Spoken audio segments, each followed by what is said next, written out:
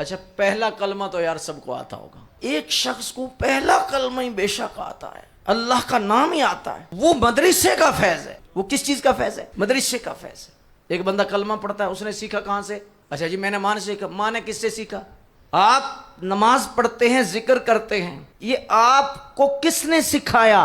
मदरसे ने बताया कि खुदा क्या है, तौहीद क्या है, रिसालत क्या है, नबुव्वत क्या है, ख़त्म नबुव्वत क्या है, शरीयत क्या है, तरीक़त क्या है, हकीकत क्या है, फ़िक़्ह क्या है, हाँ जी, उसूल फ़िक़्ह क्या है, हदीस क्या है, तफसीर क्या है, रिश्वत क्या है, सूद क्या है, हलाल क्या है, हराम क्या है, सहाबा क्या है, सहाबा की अजमत क्या है, अहले बैत की अजमत क्या है, करबला क्या है, हुसैन क्या है, हसन क्या है, सैयदा ज़हरा क्या है, ये सारा जितना निज़ाम है, आप बैत पे जाएंगे तो उसके पीछे मदरसा होगा। मुख्तसर करके एक जुमला बोल दूं, अल्लाह की कसम, अगर ये मदरसे का निज़ाम ना होता, हो सकता है मैं और तू मुसलमान ना होता।